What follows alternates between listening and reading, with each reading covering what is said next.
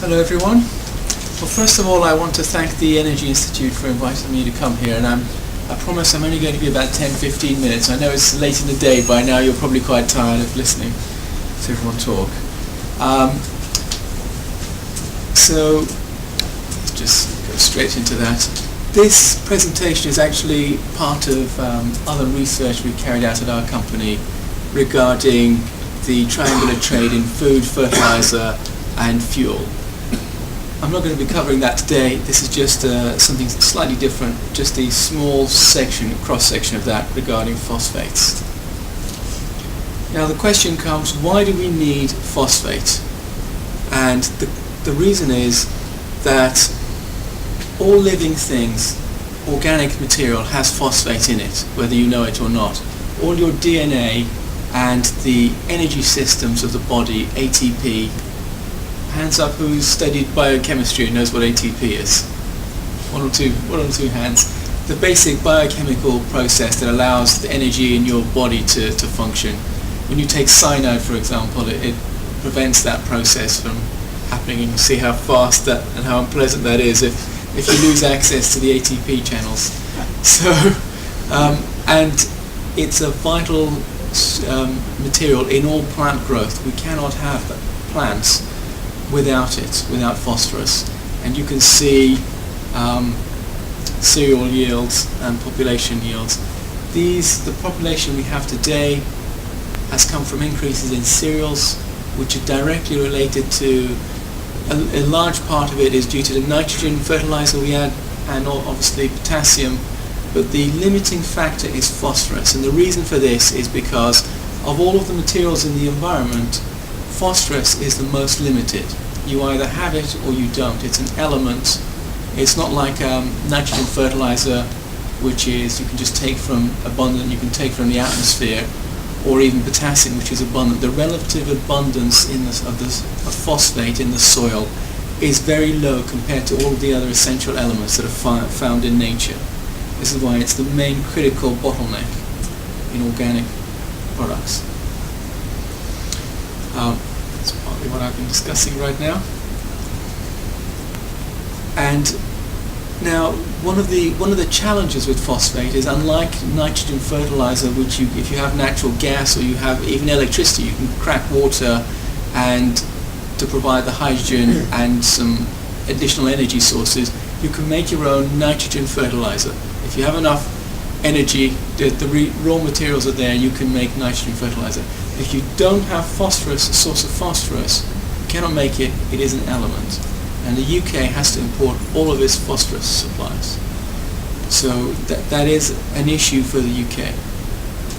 It's also an issue for the biofuel industry, because if you don't have access to that phosphorus, well, you're not going to have biofuels. I mean, the Jatropha, this is another biochemistry question. Who knows, phospholipids. Who's familiar with that? No?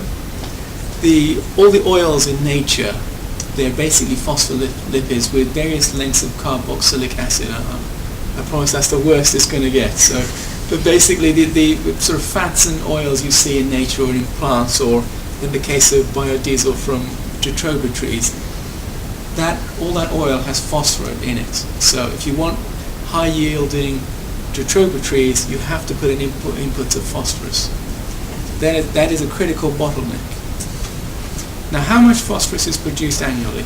This is a chart of rock phosphate production.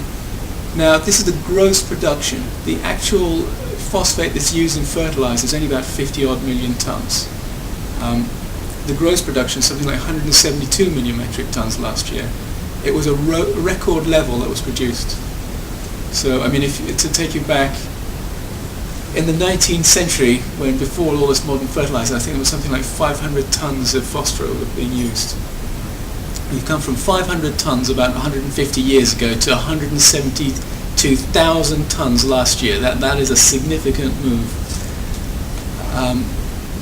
However, it isn't as simple as that, and we can see where phosphorus is produced in this slide. And most of it is now in China. It didn't always used to be that way, but China has grown rapidly to become the world dominant power in phosphorus production. And now you probably think to yourselves, one more thing in which China now dominates. And it is true. The interesting things to note from this chart, and I may have to come back to it for later on in this discussion, is if you notice the United States and Morocco is quite important. And the reason I mention this is because one of the world's biggest exporter of grain in the world is the United States. Whether it's wheat or corn, the United States is a giant in global grain exports. Morocco, however, is not. But it is special in one other way, and we'll come to that next. You can see that big spike in the center. This is a chart of the reserves of phosphate.